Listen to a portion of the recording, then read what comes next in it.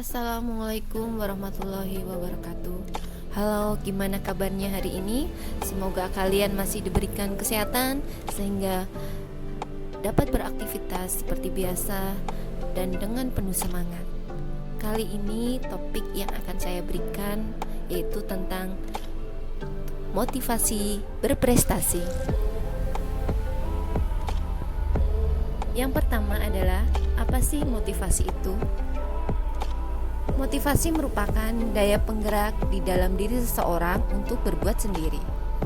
Motivasi merupakan kondisi internal individu yang mendorongnya untuk berbuat sesuatu.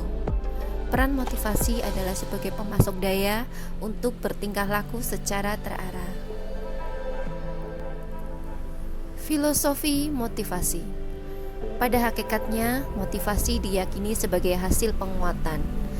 Misalnya, perolehan nilai bagus atau pujian guru akan menambah motivasi belajar. Dorongan seseorang untuk menunjukkan bahwa dirinya positif atau seseorang yang baik adalah motivasi untuk mendapatkan standar kepuasan diri. Teori atribusi menemukan dua fenomena motivasi. Yang pertama, siswa yang meyakini bahwa sukses atau gagal itu disebabkan oleh faktor kemampuan dan usaha dalam diri sendiri atau internal. Kedua, siswa yang percaya bahwa berhasil atau gagal itu disebabkan oleh faktor luar diri atau eksternal. Keyakinan inilah yang perlu diluruskan. Teori self-worth. Seseorang individu itu belajar dari persepsi masyarakat bahwa seseorang itu dinilai atau dihargai karena prestasinya. Kegagalan akan membuat perasaan diri yang tidak berharga. Teori ekspektasi. Motivasi seseorang tergantung pada besarnya kemungkinan berhasil dan bagaimana makna suatu keberhasilan itu bagi dirinya. Misalnya, saya yakin dapat memperoleh nilai tinggi kalau saya mau mencoba, dan bagi saya nilai itu adalah sesuatu yang sangat penting. Ada keyakinan bahwa saya bisa tergolong sebagai orang-orang yang berprestasi. Itu penting. Kemudian ada teori humanistik. Dorongan jiwa tergerak karena ingin memenuhi kebutuhan-kebutuhannya. Kebutuhan yang menggerakkan orang bertingkah laku. Pertama adalah kebutuhan fisik. Contohnya adalah makan, pakaian, tempat tinggal, air, dan udara. Kebutuhan ini paling dasar sifatnya. 2. Kebutuhan akan rasa aman, bebas suasana ancaman dan bahaya. Kebutuhan untuk diterima dan dikasih sayangi atau dicintai. Dan yang keempat, kebutuhan untuk memperoleh pengakuan dan persetujuan. Kelima, kebutuhan ingin tahu, mengerti, dan menyelidiki. Keenam, kebutuhan mendapatkan keindahan dan kondisi teratur. Ketujuh, kebutuhan aktualisasi diri menjadi apapun yang diinginkan. Dalam Maslow, dalam teori kebutuhannya menggambarkan motivasi dalam bentuk piramid. Yang pertama adalah yang paling dasar, kebutuhan dasar, makan, minum, rumah, uang, materi, dan lain-lain. Naik ke atas adalah kebutuhan rasa aman atau safety needs. Rasa aman, tentram, kasih sayang, dan cinta. Kemudian yang ketiga adalah kebutuhan sosial, bergaul, berteman, berkelompok. Kemudian naik lagi adalah kebutuhan harga diri. Yang terakhir adalah kebutuhan aktualisasi diri. Ini menurut Maslow. Motivasi intrinsik dan ekstrinsik. Secara umum, motivasi dapat dibedakan menjadi dua jenis, yaitu motivasi intrinsik dan motivasi ekstrinsik.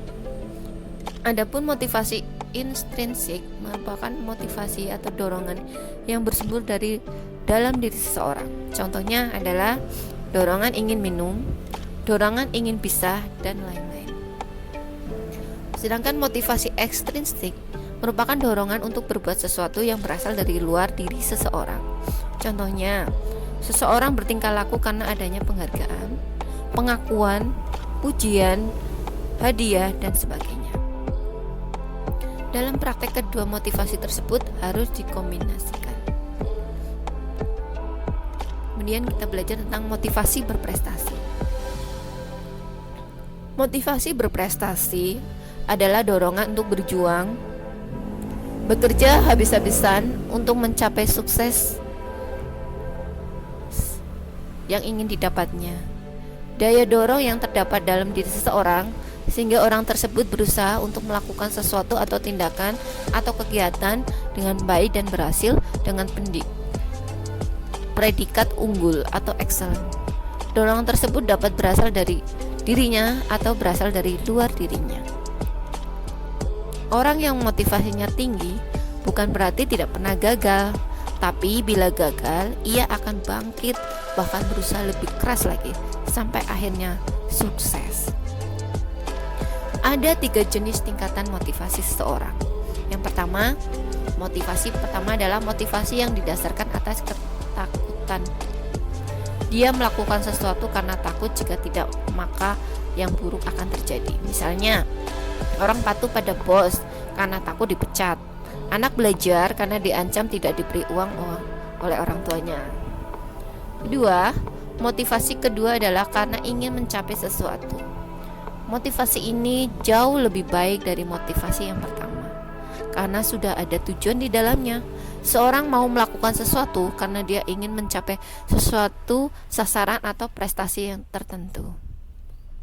Kemudian yang ketiga adalah motivasi yang didorong oleh kekuatan dari dalam diri seseorang, yaitu karena didasarkan oleh misi atau tujuan hidupnya.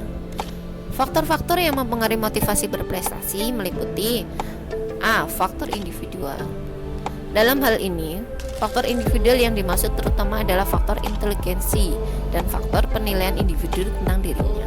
Kemudian faktor lingkungan. Maksud dari faktor lingkungan di sini adalah segala sesuatu yang berasal di luar diri individu yang turut mempengaruhi motivasi berprestasinya. Faktor lingkungan ini dibagi menjadi 3. Lingkungan keluarga, lingkungan sosial, dan lingkungan akademik. Adapun lingkungan keluarga, relasi yang kurang harmonis dalam keluarga dapat menimbulkan gangguan-gangguan emosional pada anggota keluarga, termasuk anak sebagai anggota keluarga. Lingkungan sosial merupakan lingkungan sekitar tempat individu hidup dan bergaul sehari-hari. Lingkungan sekitar yang banyak memberikan rangsangan akan membantu meningkatkan rasa ingin tahu individu. Kemudian lingkungan akademik. Lingkungan akademik menyangkut sejauh mana sebuah institusi pendidikan dapat memenuhi kebutuhan individu sebagai siswa berprestasi di sekolahnya.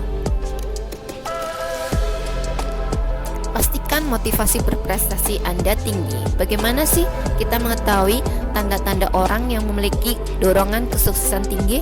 Yang pertama, lebih suka dan puas terhadap prestasi hasil usaha sendiri. Dia akan bangga dengan hasil yang telah dicapai karena usaha diri sendiri. Kedua, sukses itu bukan karena nasib mujur, tapi hasil perjuangan. Tiga, kegagalan bukan berarti sial, tetapi karena volume usahanya masih berkurang. Yang keempat, mereka kreatif, lebih gigih, energik, lebih suka bertindak daripada berdiam diri, dan selalu produktif dan penuh inisiatif. 5. Suka tantangan dan memilih tugas yang resikonya realistik sesuai kemampuan nyata yang dimiliki. Dan 6. Selalu mengevaluasi dan mencari umpan balik untuk lebih giat lagi. Bagaimana cara menumbuhkan motivasi berprestasi? Motivasi berprestasi tidak dibawa sejak lahir, tetapi sesuatu proses yang dipelajari, dilatih, ditingkatkan, dan dikembangkan. Berikut adalah kiat-kiatnya. 1. Tetapkan tujuan atau goal setting.